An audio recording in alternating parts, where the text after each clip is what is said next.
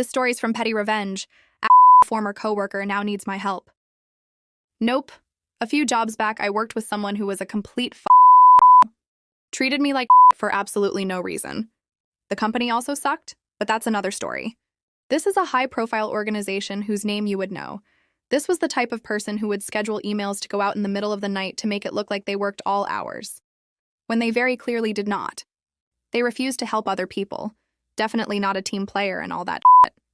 Just a person to work with overall. Anyway, fast forward to now. This person was laid off from their job, unfortunately, but has been working in the same industry as me. We are connected on LinkedIn. Without asking me, they use my name as a referral to apply for a job at my company. I get the acknowledgement of this through Workday, read the job description for which they applied, and recognize that this person is barely qualified for this job. Could they probably do the job? Maybe. Are there people who are likely far more qualified? Yes. Would I ever inflict this person on my current colleagues? Absolutely not. When you get a notification like this through Workday, it asks you a yes or no question as to whether or not you would recommend them for the job. I click no and go on with my day. Petty? Yes. The moral of the story is, don't be an to your colleagues. You never know when you might need them in the future. ETA. I just blocked this person on LinkedIn. Them. They're an asshole. I can't stand them. Why continue to pretend? Good on OP. His name's on the line here. That guy used him as a reference without even asking, and if he messed things up, again, OP's reputation would take the hit. They weren't even on good terms, so OP had nothing to gain and everything to lose. I completely side with OP on this one. Anyway, this story was satisfying. Go ahead and subscribe and like this video. Next story is AITA for being upset that my husband and MIL ignored me and didn't make dinner also for me while I was putting our 2YO to bed. I, 33 female pregnant, have been fighting with my husband, 39 male, during his mother's visit. The argument started when he insisted I put our 2YO down for a nap because it was my turn, even though I was working from home and he was on vacation watching TV with his mom. I do more turns despite the system. When I told him he was being inconsiderate and only enforced our turn system when it suited him, he called me a horrible mother in front of our child. The next day, I still tried to be kind and cooked dinner for hours while he and his mom went to the movies. I joked that he'd have to apologize before eating, but he refused and ate anyway. Today, they went to the city without inviting me or our child, even though it was my day off and I take care of our 2YO most of the time. When my family visits, we always include him, but his mom and he just left me home alone with our toddler. When they came back, they ignored me completely. I fed and put our 2YO to bed, which took over an hour since 2YO has been struggling to sleep alone.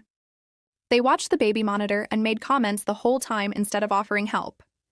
By the time I came downstairs, past 9 p.m., they had cooked dinner only for themselves, left me nothing, just dirty dishes. I was starving and exhausted, especially being pregnant. I calmly asked my husband to wash the pan so I could cook something. He said yes, but didn't move. When I reminded him, he asked, "Oh, you mean now?" So I finally snapped. I told him he should be ashamed because he left me no food and offered no help. And his mom too, because she treats me this way, even if she is a guest in my house. Mill replied, "It's his house," I said. "I pay for half." My husband started yelling that I was crazy and out of my mind. I ended up washing their dishes just so I could use them, then went to bed shaking and hungry with only a cup of milk. I feel completely disrespected. My Mill treated me like an outsider in my own home, and my husband enabled it. If it were reversed, he would never tolerate this. I want to tell him that I don't want her staying here anymore, but I know he'll accuse me of trying to keep him from his family even if she could stay in a hotel. AITA for not wanting my MIL to visit again after how they treated me. Okay, OP, you're definitely not the asshole here. Does this always happen when his mom visits? It sounds like they have this invisible bond or routine they don't even notice. They're just used to it. I get it, though. I've seen something similar in my own life.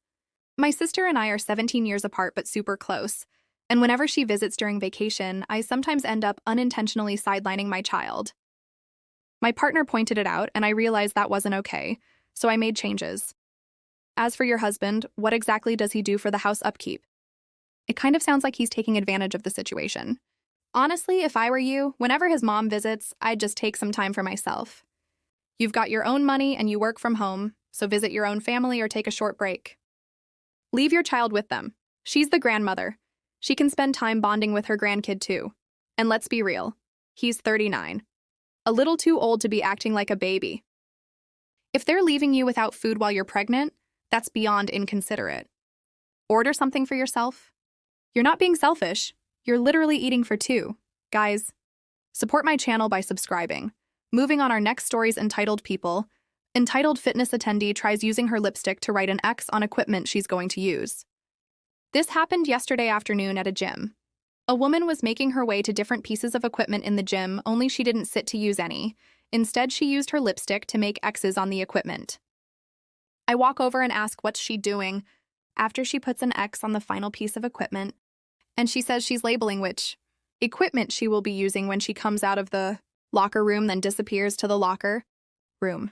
When she returns, she finds everything she had labeled occupied, and she walks over to me as I'm training someone and says, "What's going on?" She reserved her spots. I told her there's no reserving equipment and people had to clean up her marks before using the equipment.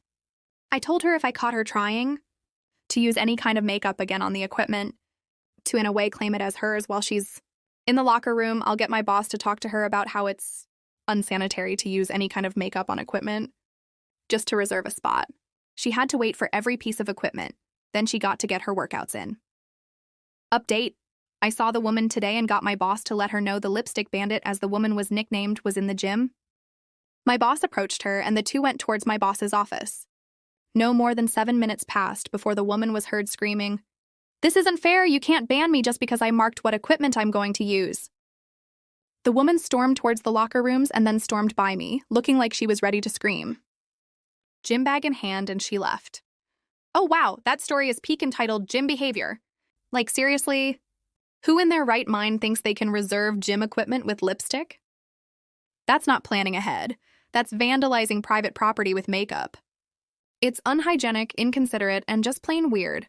Good on your boss for backing you up. Honestly, good riddance.